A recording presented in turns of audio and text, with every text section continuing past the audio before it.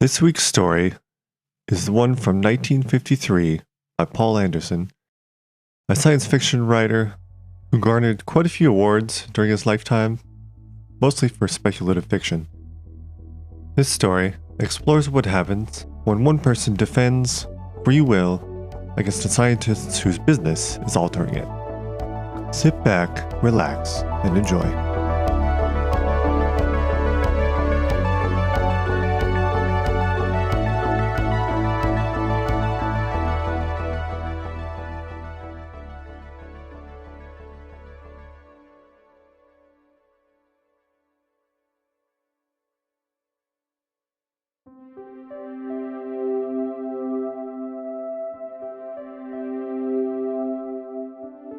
She was 22 years old, fresh out of college, full of life and hope, and all set to conquer the world.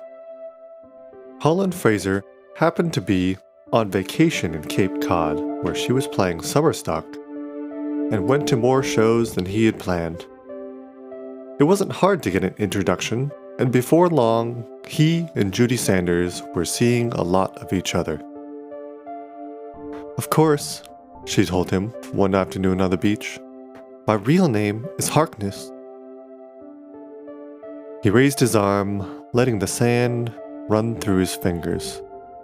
The beach was big and dazzling white around them.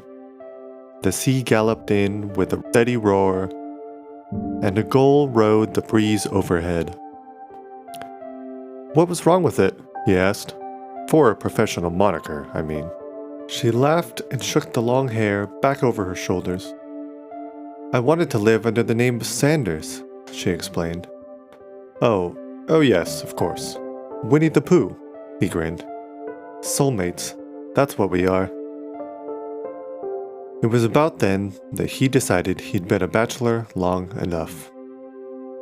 In the fall, she went to New York to begin the upward grind. Understudy, walk-on parts, shoestring theaters, and roles in outright turkeys. Fraser returned to Boston for a while, but his work suffered, and he had to keep dashing off to see her. By spring, she was beginning to get places. She had talent, and everybody enjoys looking at a brown-eyed blonde. His weekly proposals were also beginning to show some real progress, and he thought that a month or two of steady siege might finish the campaign. So he took leave from his job and went down to New York himself. He'd saved up enough money and was good enough in his work to afford it. Anyway, he was his own boss, consulting engineer, specializing in mathematical analysis. He got a furnished room in Brooklyn and filled in his leisure time, as he thought of it, with some special math courses at Columbia. And he had a lot of friends in town, in a curious variety of professions. Next to Judy, he saw the most of physicist Swirsky, who was an entertaining companion, though most of his work was too top secret even to be mentioned. It was a happy period. There is always a jarring note, to be sure. In this case, it was the fact that Fraser had plenty of competition. He wasn't good-looking himself, a tall, gaunt man of 28, with a dark hatchet face and perpetually rumpled clothes. But still, Judy saw more of him than anyone else, and admitted she was seriously considering his proposal, and no other. He called her up once for a date. "Sorry," she answered. "I'd love to, Colin, but I'm already promised tonight." "Just so you won't worry, it's Matthew Snyder." The industrialist?" "Uh-huh. He asked me in such a way it was hard to refuse, but I don't think you have to be jealous, honey. Bye now." Fraser lit his pipe with a certain smugness. Snyder was several times a millionaire, but he was close to 60, a widower of notably dull conversation. Judy wasn't, well, no worries, as she said. He dropped over to Swirsky's apartment for an evening of chess and bull shooting.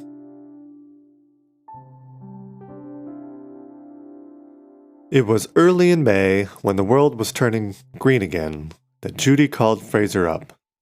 "Hi," she said breathlessly. "Busy tonight?" "Well, I was hoping I'd be, if you get what I mean," he said. "Look, I want to take you out for a change. Just got some unexpected money, and damn it, I want to feel rich for one evening." He scowled into the phone. "I don't know." "Oh, get off it, Galahad. I'll meet you in the Dixie lobby at 7, okay?" She blew him a kiss over the wires and hung up before he could argue further. He sighed and shrugged. Why not, if she wanted to?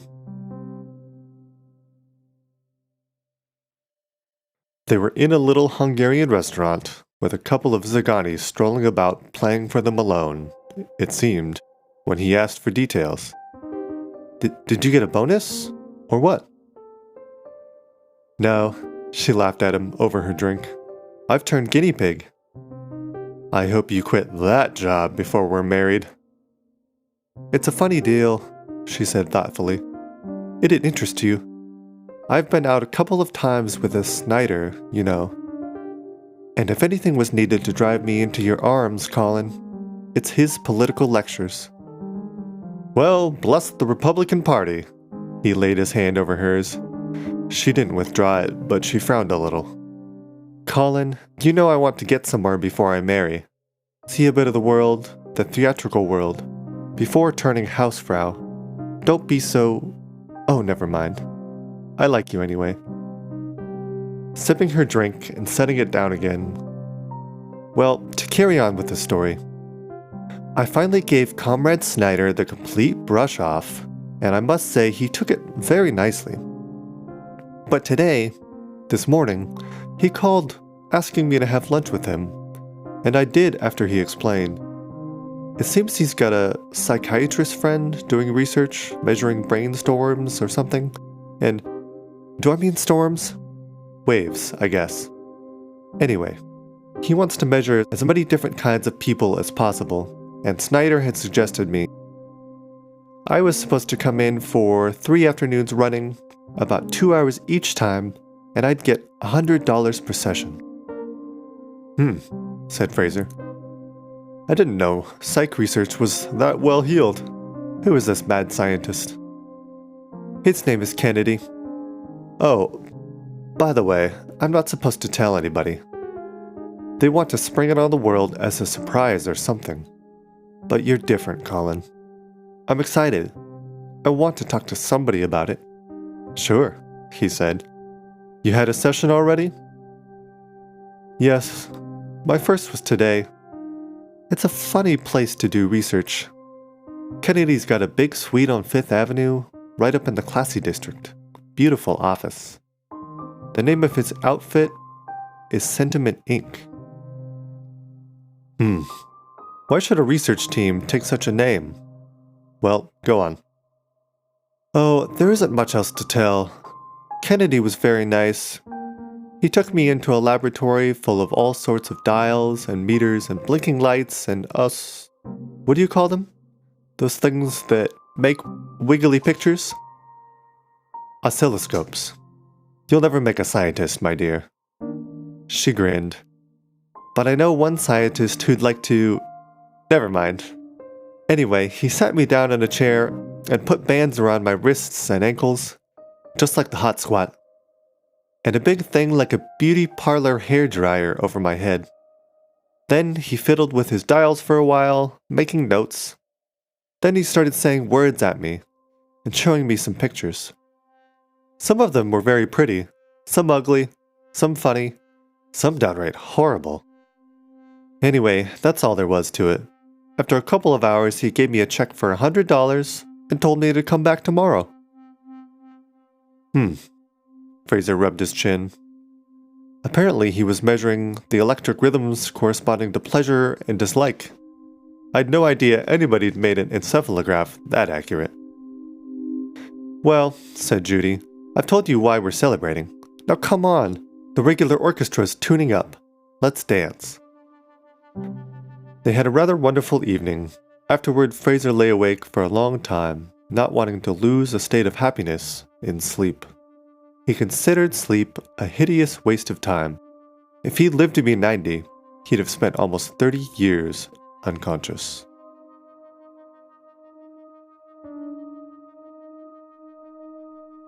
Judy was engaged for the next couple of evenings, and Fraser himself was invited to dinner at Swirsky's the night after that. So it wasn't until the end of the week that he called her again. "Hello, sweetheart," he said exuberantly.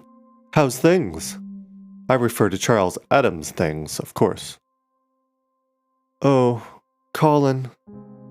Her voice was very small, and it trembled. "Look, I've got 2 tickets to HMS Pinafore, so put on your own pinafore and meet me." "Colin, I'm sorry, Colin. I can't." "Huh?" He noticed how odd she sounded, and a leadenness grew within him. "You aren't sick, are you?" "Colin, I'm going to be married." "What?" "Yes, I'm in love now. Really in love. I'll be getting married in a couple of months." But, I didn't want to hurt you," he heard her begin to cry. "But who? How?" "It's Matthew," she gulped. "Matthew Snyder."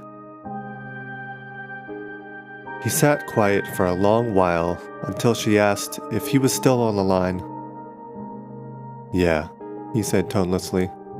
"Yeah, I'm still here, after a fashion," shaking himself. "Look, I've got to see you. I want to talk to you. I can't." "You sure as hell can," he said harshly. They met at a quiet little bar which had often been their rendezvous. She watched him with frightened eyes while he ordered martinis. "All right," he said at last. "What's the story?" He could barely hear her. "There isn't any story. I suddenly realized I love Matt. That's all." "Snyder!"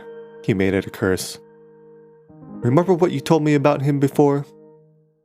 "I felt different then," she whispered. "He's a wonderful man when you get to know him." "And rich." He suppressed the words and the thought. "What's so wonderful specifically?" he asked. Briefly, her face was rapt. Fraser had seen her looking at him that way, now and then. "Go on," he said grimly. "Enumerate Mr. Snyder's good qualities. Make a list. He's courteous, cultured, intelligent, young, handsome, amusing. To hell, why, Judy?" "I don't know," she said in a high, almost fearful tone. "I just love him, that's all."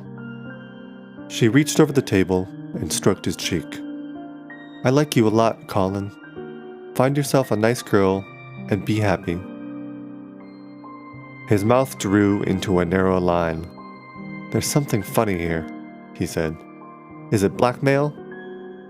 "No," she stood up, spilling her drink, and the flare of temper showed him how overwrought she was. "He just happens to be the man I love. That's enough out of you. Goodbye, Mr. Fraser." He sat watching her go. Presently, he took up his drink, gulped it barbarously, and called for another.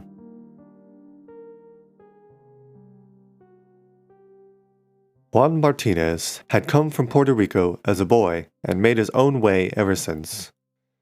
Fraser had gotten to know him in the army, and they had seen each other from time to time since then. Martinez had gone into the private eye business and made a good thing of it. Fraser had to get past a very neat-looking receptionist to see him. "Hi, Colin," said Martinez, shaking hands. He was a small, dark man with a large nose and beady black eyes that made him resemble a sympathetic mouse. "You look like the very devil." "I feel that way, too," said Fraser, collapsing into a chair. "You can't go on a 3-day drunk without showing it." "Well, what's the trouble? Cigarette?" Martinez held out a pack. "Girlfriend give you the air?" "As a matter of fact, yes. That's what I wanted to see you about." This isn't a Lonely Hearts Club, said Martinez. And I've told you time and again, a private dick isn't a wisecracking Superman. Our work is 99% routine, and for the other 1%, we call in the police. Let me give you the story, said Fraser. He rubbed his eyes wearily as he told it. At the end, he sat staring at the floor. Well, said Martinez, it's too bad and all that, but what the hell? There are other dames. New York has more beautiful women per square inch than any other city except Paris. Latch on to somebody else. Or if you want, I can give you a phone number. You don't understand, said Fraser. I want you to investigate this. I want to know why she did it. Martinez squinted through a haze of smoke. Snyder's a rich and powerful man, he said. Isn't that enough? No, said Fraser, too tired to be angry at the hint. Judy isn't that kind of a girl. Neither is she the kind to go overboard in a few days, especially when I was there. Sure, that sounds conceited, but damn it, I know she cared for me. Okay, you suspect pressure was brought to bear? Yeah, it's hard to imagine what. I called up Judy's family in Maine, and they said they were all right, no worries. Nor do I think anything in her own life would give a blackmailer or an extortionist anything to go on. Still, I want to know. Martinez drummed the desktop with nervous fingers. I'll look into it if you insist, he said, though it'll cost you a pretty penny. Rich men's lives aren't easy to pry into if they've got something they want to hide. But I don't think we'd find out much. Your case seems to be only one of a rash of similar ones in the past year. Huh? Fraser looked sharply up. Yeah, I follow all the news. I remember the odd facts. There have been a good dozen cases recently where beautiful young women suddenly married rich men or became their mistresses. It doesn't all get into the papers, but I've got my contacts. I know. In every instance, there was no obvious reason. In fact, these dames seemed very much in love with Daddy. And the area of the gold diggers pretty well gone. Fraser sat staring out the window. It didn't seem right that the sky should be so full of sunshine. Well, said Martinez, you don't need me. You need a psychologist. Psychologist? By God, Juan, I'm going to give you a job anyway. Fraser leaped to his feet. You're going to check into an outfit called Sentiment Inc.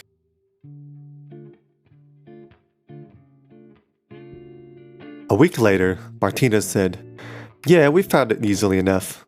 It's not in the phone book, but they've got a big suite right in the high-rent district on 5th. The address is here, in my written report. Nobody in the building knows much about them, except that they're a quiet, well-behaved bunch and call themselves research psychologists. They have a staff of 4, a secretary receptionist, a full-time secretary, and a couple of husky boys who may be bodyguards for the boss. That's this Kennedy, Robert Kennedy. My man couldn't get into his office. The girl said he was too busy and never saw anybody except some regular clients. Nor could he date either of the girls. But he did investigate him. The receptionist is just a working girl for routine stuff, married, hardly knows or cares what's going on. The steno is unmarried, has a degree in psych, lives alone, and seems to have no friends except her boss. Not her lover, by the way. Well, how about Kennedy himself? Asked Fraser. I've found a good bit, but it's all legitimate, said Martinez. He's about 50 years old, a widower, very steady private life. He's a licensed psychiatrist who used to practice in Chicago, where he also did research in collaboration with a physicist named Givati, who since died. Shortly after that happened. No, there's no suspicion of foul play. The physicist was an old man and died of a heart attack. Anyway, Kennedy moved to New York. He still practices, officially, but doesn't take just anybody. claims that his research only leaves him time for a few. Martinez narrowed his eyes. The only thing you could hold against him is that he occasionally sees a guy named Bryce, who's in a firm that has some dealings with Amtorg. The Russian Trading Corporation? Oh, that's pretty remote guilt by association, Colin. Amtorg does have legitimate business, you know. We buy manganese from them, among other things, and the rest of Kennedy's connections are all strictly blue ribbon. Creme de la creme. Business, finance, politics, and one big union leader who's known to be a conservative. In fact, Kennedy's friends are so powerful, you'd have real trouble doing anything against him. Fraser slumped in his chair. I suppose my notion was pretty wild, he admitted. Well, there is one queer angle. You know these rich guys who've suddenly made out with such highly desirable dames? As far as I could find out, every one of them is a client of Kennedy's. Huh? Fraser jerked erect. It's a fact. Also, my man showed the building staff, elevator pilots and so on, pictures of these women, and a couple of them were remembered as having come to see Kennedy. Shortly before they fell in love? Well, that I can't be sure of. You know how people are about remembering dates, but it's possible. Fraser shook his dark head. It's unbelievable, he said. I thought Svengali was outworn melodrama. I know something about hypnotism, Colin. It won't do anything like what you think happened to those girls. Fraser got out his pipe and fumbled tobacco into it. I think, he said, I'm going to call on Dr. Robert Kennedy myself. Take it easy, boy, said Martinez. You've been reading too many weird stories. You'll just get tossed out in your can. Fraser tried to smile. It was hard. Judy wouldn't answer his calls and letters anymore.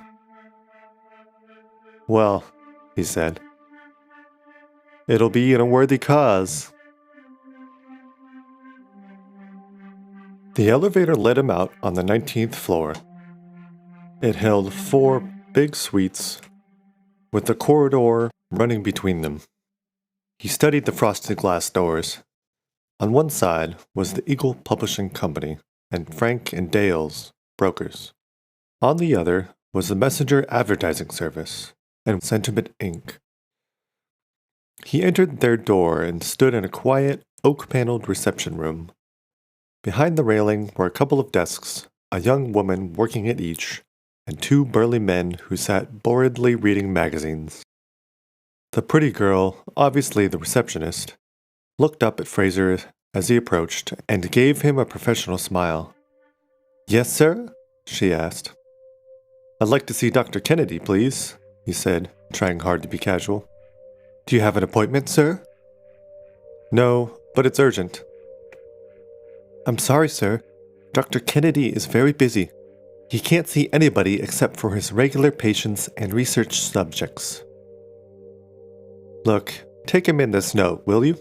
Thanks. Fraser sat uneasily for some minutes, wondering if he'd worded the note correctly.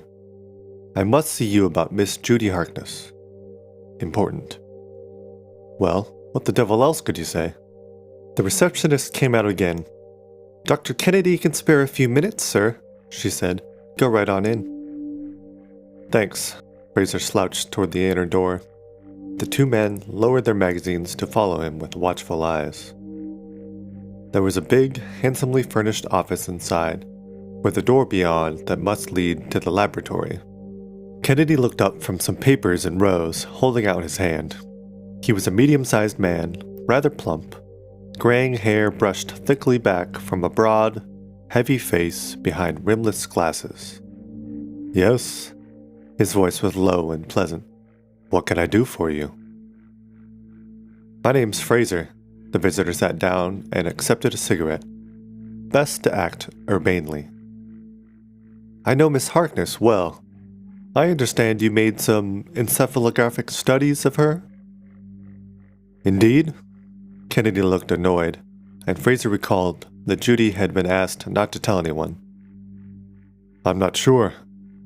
I would have to consult my records first. He wasn't admitting anything, thought Fraser. Look, said the engineer, there's been a marked change in Miss Harkness recently. I know enough psychology to be certain that such changes don't happen overnight without cause. I wanted to consult you. I'm not her psychiatrist, said Kennedy coldly. Now, if you will excuse me, I really have a lot to do. All right, said Fraser. There was no menace in his tones, only a weariness. If you insist, I'll play it dirty. Such abrupt changes indicate mental instability, but I know she was perfectly sane before. It begins to look as if your experiments may have injured her mind. If so, I should have to report you for malpractice. Kennedy flushed. I am a licensed psychiatrist, he said, and any other doctor will confirm that Miss Harkness is still in mental health. If you tried to get an investigation started, you would only be wasting your time and that of the authorities. She herself will testify that no harm was done to her, no compulsion applied, and that you are an infernal busybody with some delusions of your own. Good afternoon. Ah, said Fraser. So she was here. Kennedy pushed a button. His men entered. Show this gentleman the way out, please, he said. Fraser debated whether to put up a fight, decided it was futile, and went out between the two others. When he got out to the street, he found he was shaking and badly in need of a drink. Fraser asked, Jim, did you ever read Trilby? Swirsky's round, freckled face lifted to regard him. Years ago, he answered. What of it? Tell me something. Is it possible, even theoretically possible, to do what Svengali did? Change emotional attitudes, just like that. Fraser snapped his fingers. I don't know, said Swirsky. Nuclear cross-sections are more in my line. But offhand, I should imagine it might be done sometime in the far future. Thought habits, associational patterns, the labeling of this as good and that as bad, seem to be matters of established neural paths.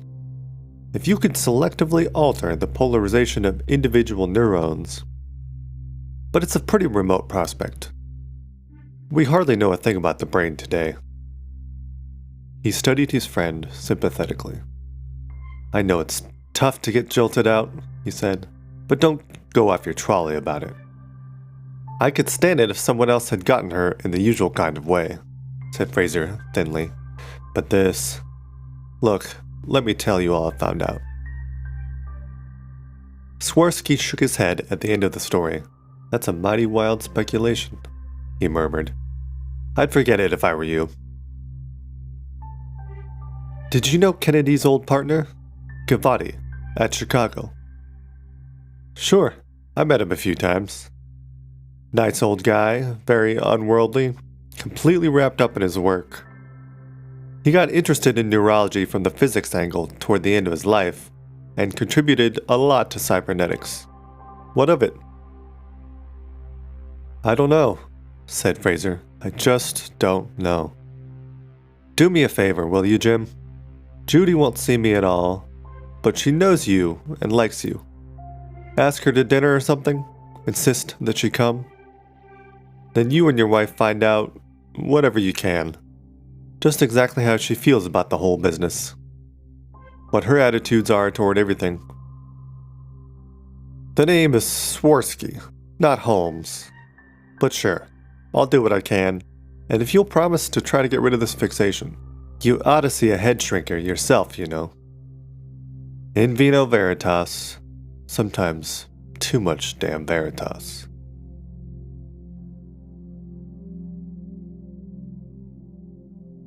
Toward the end of the evening, Judy was talking freely, if not quite coherently.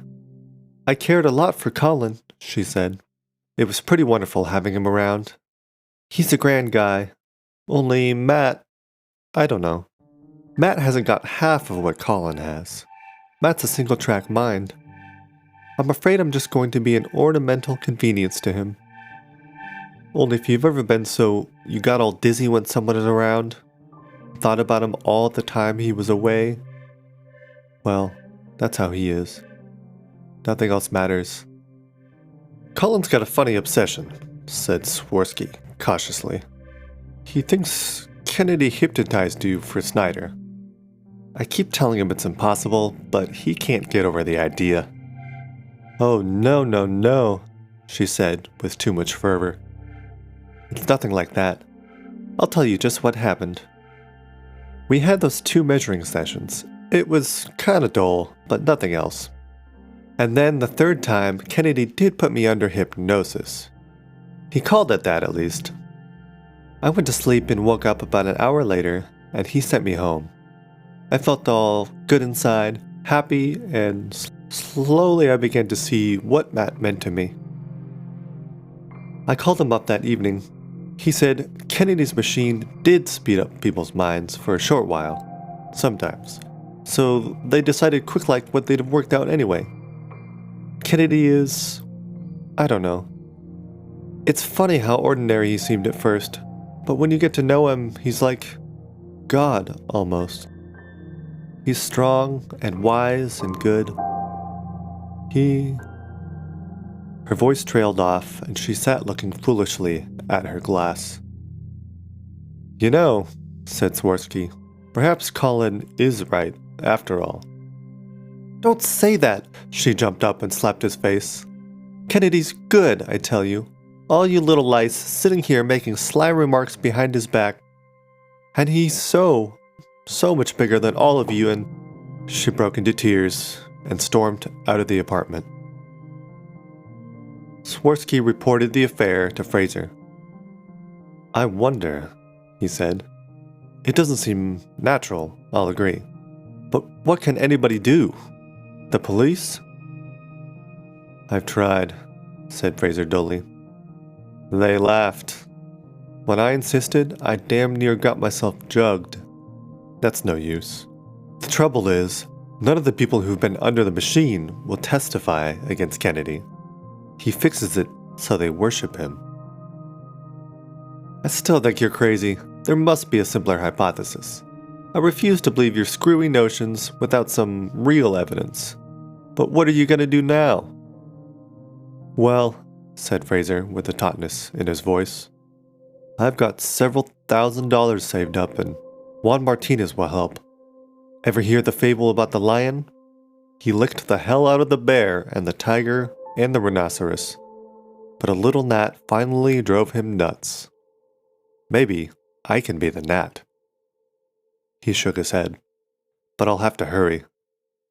The wedding's only 6 weeks off.